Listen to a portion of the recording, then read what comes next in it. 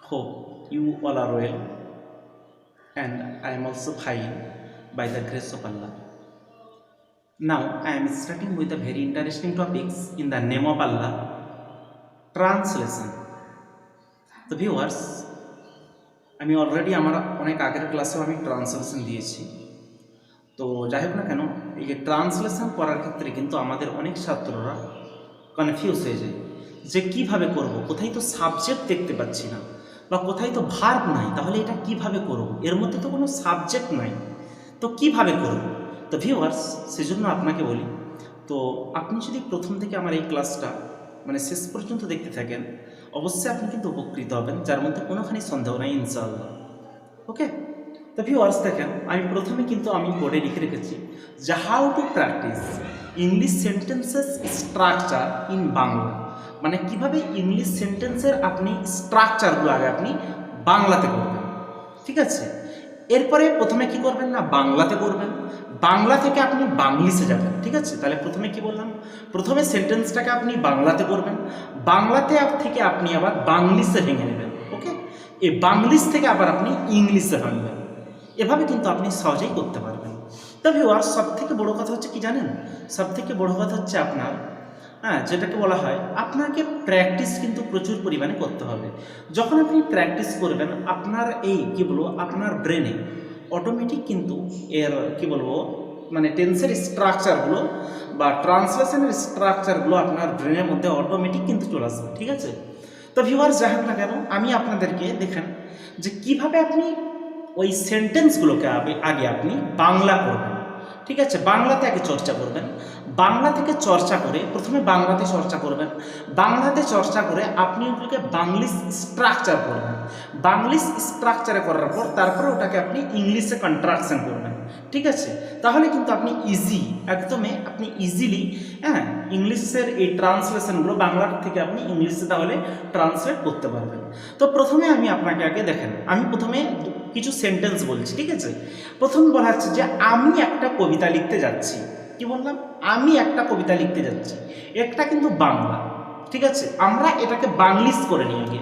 তাহলে বাংলিশ হলে কি হবে, যে আমি একটা কবিতা লিখতে যাচ্ছি, আমরা কি বাংলিশ এভাবে বলি না, বাংলিশ স্ট্রাকচারটা কীভাবে হবে না, বাংলিশ স্ট্রাকচারটা ইংলিশের মতো হবে, যে আমি যাচ্ছি লিখতে একটা কবিতা, এটা হচ্ছে বাংলিশ।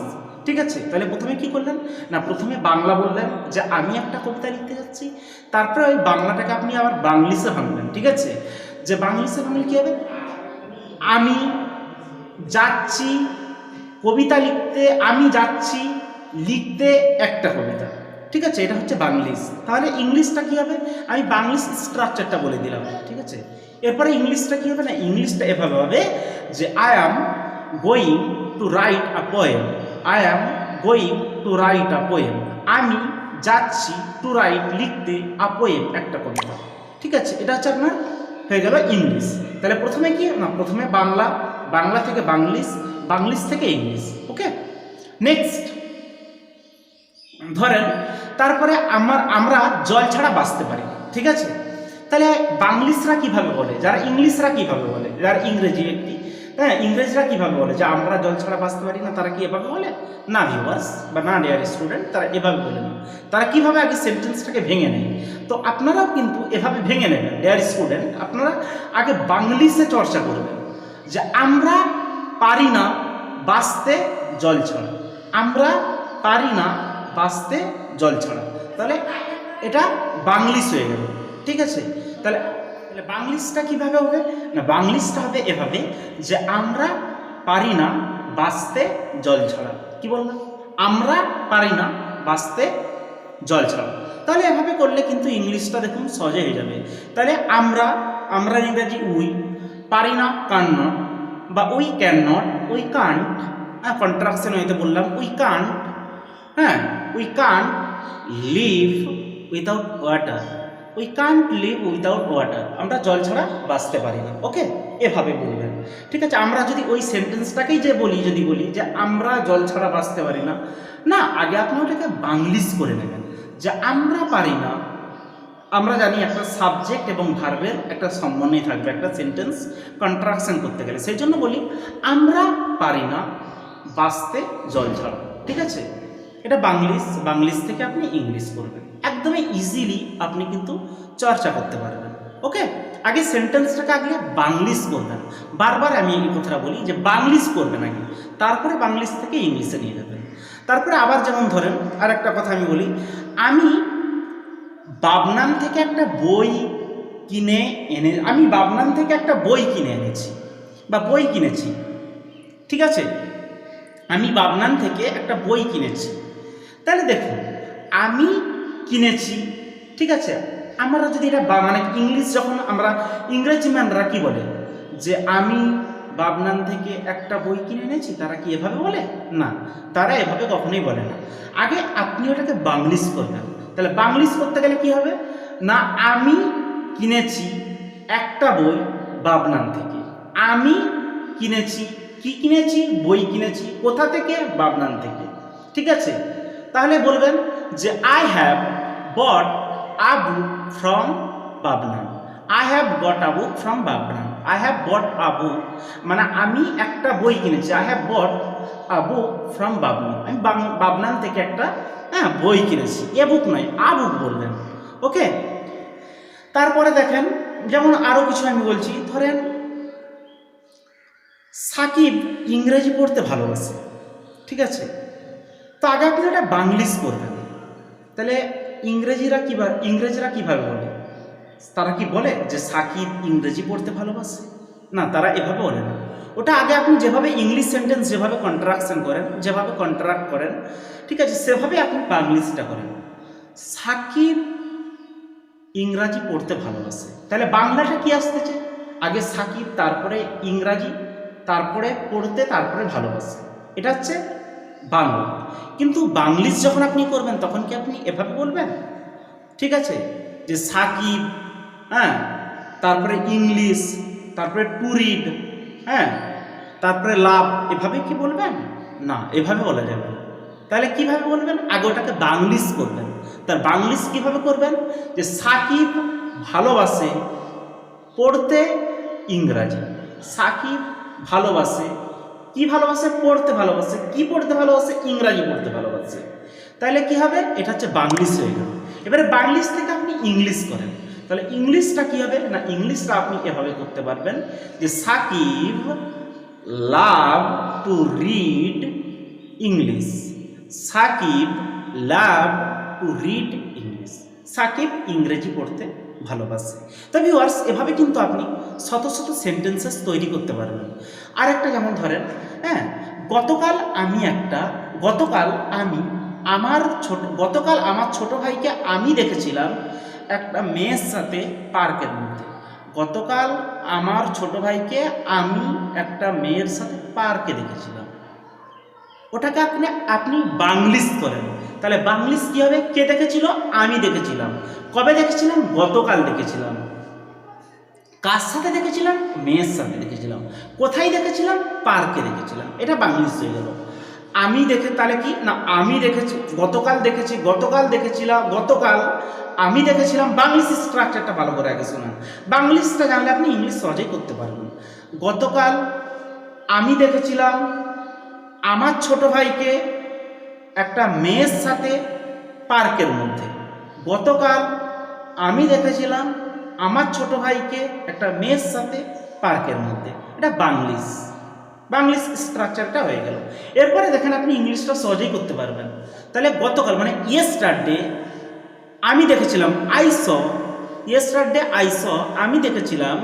কাকে দেখেছিলাম? মাই লিটল ব্রাদার, আমার ছোট ভাইকে, উইথ এ লেডি, একটা মেয়ের সাথে। কোথায় দেখেছিলাম? ইন দ্য পার্কের মধ্যে। তাহলে গতকাল আমি দেখেছিলাম আমার ছোট ভাইকে দেখেছিলাম একটা মেয়ের সাথে, এটা পার্কের মধ্যে।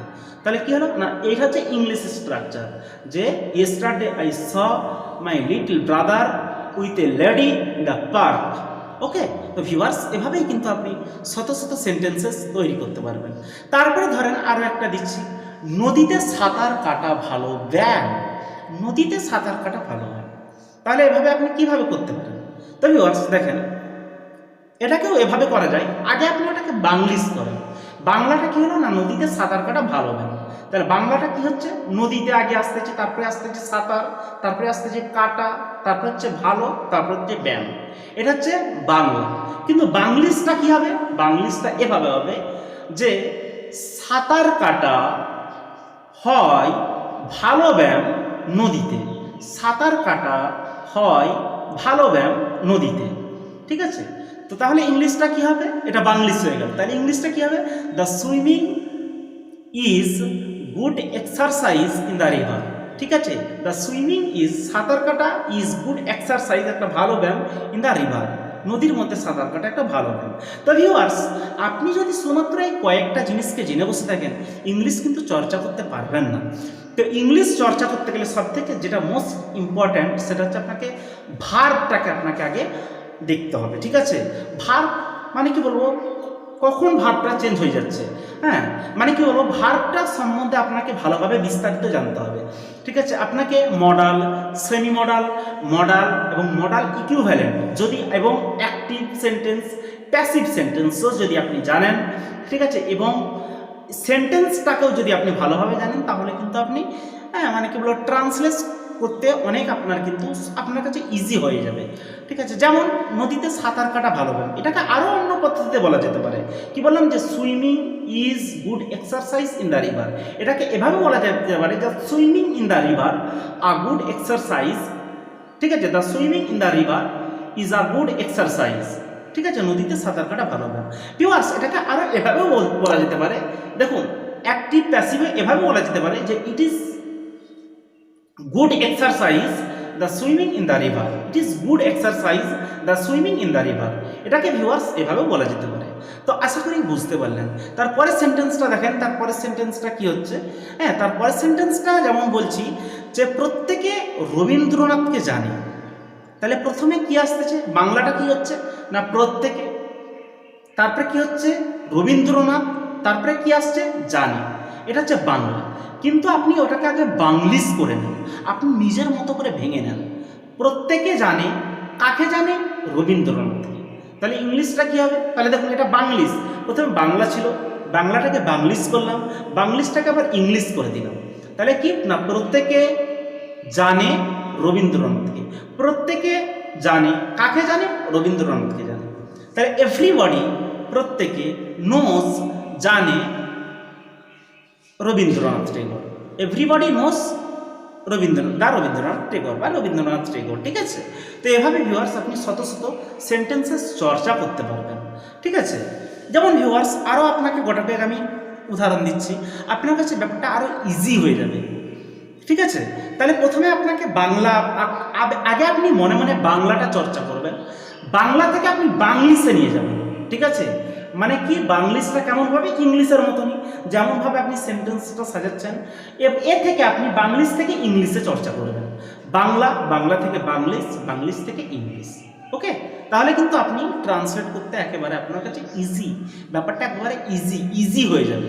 ওকে, তো ভিউয়ার্স তারপরে দেখেন তিনি এখানে পরিচিত নয়। কি বললাম?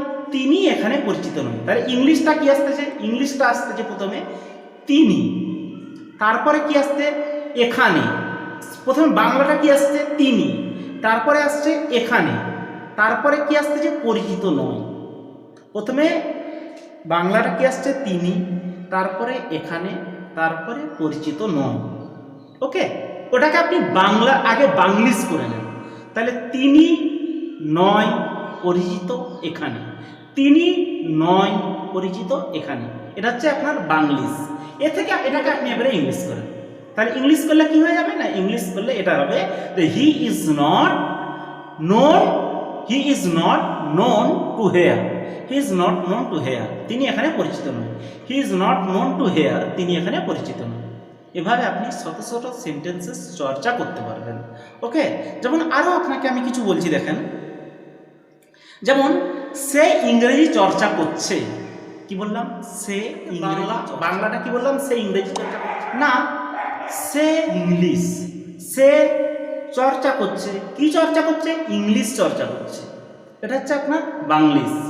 ঠিক আছে, বাংলাটা কি বললাম? সে ইংরেজি চর্চা করছে, বাংলিশটা কি হবে? সে চর্চা করছে ইংলিশ। এবারে সে চর্চা করছে ইংলিশ, এই বাংলিশটাকে আপনি ইংলিশে ভেঙে দেন। ঠিক আছে, তাহলে কি বলবেন না, he is practising English, he is practising English. ওটা বাংলিশ ছিল, বাংলিশ থেকে ইংলিশ হয়ে গেল। এই তো একেবারেই সহজে আপনি কিন্তু করতে পারবেন। ঠিক আছে, যেমন ধরেন যে আমাকে এক গ্লাস জল দিন, আমাকে এক গ্লাস জল দিন, কি হলো না, এটা বাংলা। বাংলা থেকে আপনি এবারে বাংলিশ করেন, বাংলিশটা কি হবে, যে দিন আমাকে এক গ্লাস জল, দিন আমাকে এক গ্লাস জল। ঠিক আছে, এটা বাংলিশ। তাহলে কি হবে ইংলিশটা, না গিভ মি, গিভ মানে দাও বা দিন, মি আমাকে এ গ্লাস অফ ওয়াটার, আমাকে এক গ্লাস জল দাও। এটা হচ্ছে আপনার ইংলিশ হয়ে গেল। ঠিক আছে, এরপরে দেখেন যেমন আমি আরো বলতে পারি, ঠিক আছে, যেন বেকারত্ব। ঠিক আছে, বেকারত্ব আমাদের দেশকে সমস্যা সৃষ্টি করছে, বেকারত্ব হ্যাঁ আমাদের দেশে সমস্যা হচ্ছে বা সমস্যা সৃষ্টি করছে, বেকারত্ব আমাদের দেশে সমস্যা সৃষ্টি করছে। তাহলে এটা কি হলো, এটা বাংলা, এটাকে আপনি বাংলিশে নিয়ে যান। তাহলে কারা করছে, বেকারত্বরা করছে, কি করছে না সমস্যা সৃষ্টি করছে, কোথায় করছে, আমাদের দেশে করছে, এটা বাংলিশ। ঠিক আছে, তাহলে বাংলিশ থেকে আপনি ইংলিশ কনভার্ট করেন। তাহলে কি বললাম, বেকারত্ব আমাদের দেশে সমস্যার সৃষ্টি করছে, তাই না? তো ভিউয়ার্স দেখেন, এই যে বেকারত্ব আমাদের দেশে সমস্যা সৃষ্টি করছে, বাংলাটা কি আসতেছে আগে, বেকারত্ব, তারপরে সমস্যা, তারপরে সৃষ্টি, তারপরে করছে, তারপরে আমাদের দেশে, এটা হচ্ছে বাংলা। কিন্তু বাংলিশটা কি হবে, বাংলিশটা আগে এভাবে ভাঙবেন আপনি, যে বেকারত্বরা ঠিক আছে সৃষ্টি করছে সমস্যা আমাদের দেশে, বেকারত্বরা সৃষ্টি করছে সমস্যা আমাদের দেশে, এটা হচ্ছে বাংলিশ হয়ে গেল। এবারে বাংলিশটা আপনি ইংলিশে বলেন, তাহলে ইংলিশটা কি হবে না, ইংলিশটা এভাবে হবে যে the unemployment is creating problem in our country, unemployment is creating, unemployment মানে হচ্ছে বেকারত্বরা, ইজ ক্রিয়েটিং সৃষ্টি করছে, ঠিক আছে, বেকারত্ব সৃষ্টি করছে, কি সৃষ্টি করছে না প্রবলেম মানে সমস্যা সৃষ্টি করছে, কোথায় না in our country, unemployment is creating in our country, unemployment is creating problem in our country, unemployment is creating problem in our country. Okay, তো ভিউয়ার্স এভাবে কিন্তু আপনি শত শত সেন্টেন্সেস চর্চা করতে পারবেন বা তৈরি করতে পারবেন। তো ভিউয়ার্স যাই হোক না কেন, সব থেকে আপনাদেরকে একটা কথা আমি বলে রাখি, এখনও বলছি, সব থেকে ভার্বটাকে আপনাকে আগে জানতে হবে। ঠিক আছে, কারণ একটা ভার্ব কিন্তু অনেক রকমভাবে চেঞ্জ হয়ে যায়। যেমন বেকারত্বরা আমাদের দেশে মানে সমস্যা সৃষ্টি করছে, তাহলে কি হবে না, unemployment is creating a problem in our country. ঠিক আছে, দেখেন আমাদের দেশে সমস্যা সৃষ্টি করছে, যদি বলি বেকারত্বরা আমাদের সমস্যা সৃষ্টি করে দ্য আনএমপ্লয়মেন্ট, তাহলে কি হবে, unemployment creates problem in our country, বেকারত্বরা আমাদের দেশে সমস্যা সৃষ্টি করেছে, আনএমপ্লয়মেন্ট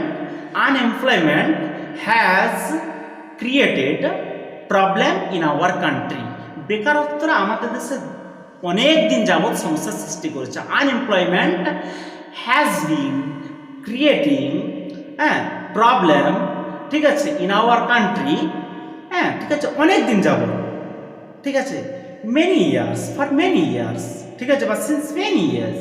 এভাবে আপনি সহজেই কিন্তু চর্চা করতে পারবেন। এভাবে সব থেকে আপনাকে ভার্বটা, আপনি যদি একটা ভার্ব যদি জানা থাকে, তাহলে আপনি একটা মানে কি বলবো, একটা সেন্টেন্সকে আপনি 12টা টেন্সের মধ্যেই কিন্তু আপনি কনভার্ট করতে পারবেন।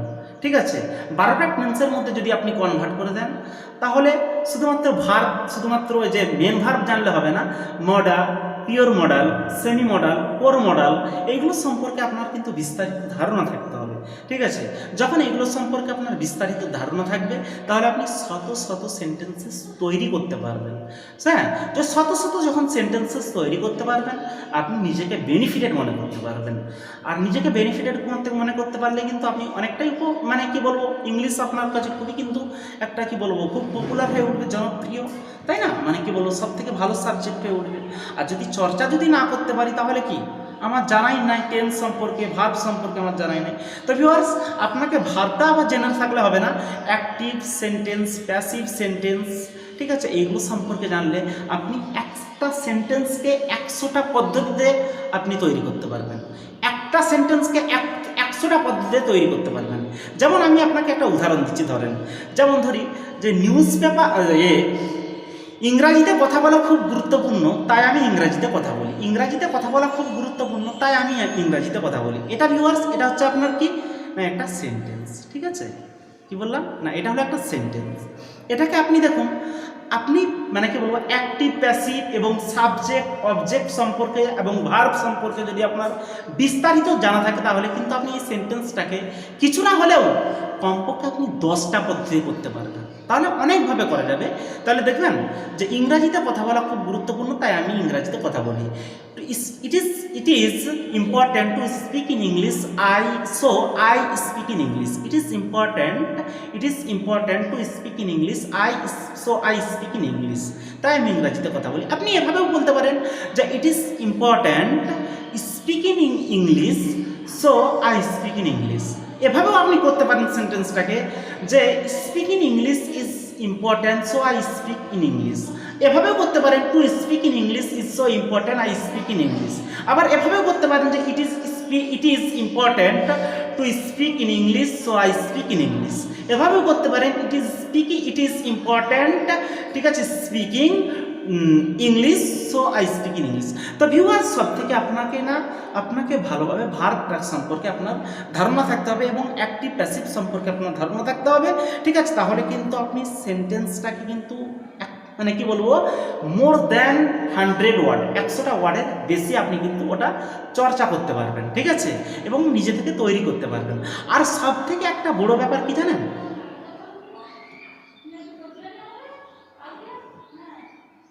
সব থেকে বড় ব্যাপারটা হচ্ছে এটাই যে আপনার একটা উইল পাওয়ার থাকতে হবে। ইংরাজি আমি যে পড়বো, ঠিক আছে, আপনার যদি উইল পাওয়ার অর্থাৎ ইচ্ছা শক্তি যদি আপনার না থাকে, আপনি কিন্তু ইংলিশ পড়তে পারবেন না।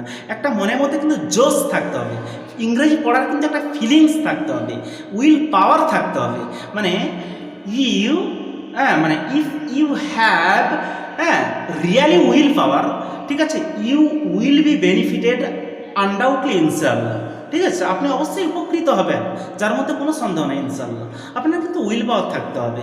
If you have really will power, you will be able to learn English. Otherwise if you have not will power, you will be unable to learn English. তাহলে আপনি ইংলিশ শিখতে অক্ষম হবেন, ঠিক আছে। সেই জন্য আপনার কিন্তু সব থেকে বড় হচ্ছে আপনার উইল পাওয়ার থাকতে হবে। তো ভিউয়ার্স, আশা করি ভিডিওটা কিন্তু ভালোই লাগলো আপনাদেরকে, ক্লাসটা প্রথম থেকে শেষ পর্যন্ত দেখে। তো যাই হোক না কেন, আপনাদেরকে আবার আমি পরবর্তী ভিডিও নিয়ে আসবো আপনাদের জন্য। এবং আমার এই যে ভার্ব সম্পর্কে বললাম, সেন্টেন্স সম্পর্কে বললাম, আমার বিস্তারিত ক্লাস কিন্তু দেওয়া আছে, একটু কষ্ট করে প্লেলিস্টে গিয়ে দেখে নেবেন। সেই থেকে এই পর্যন্ত, টিল দেন, আসসালামু আলাইকুম।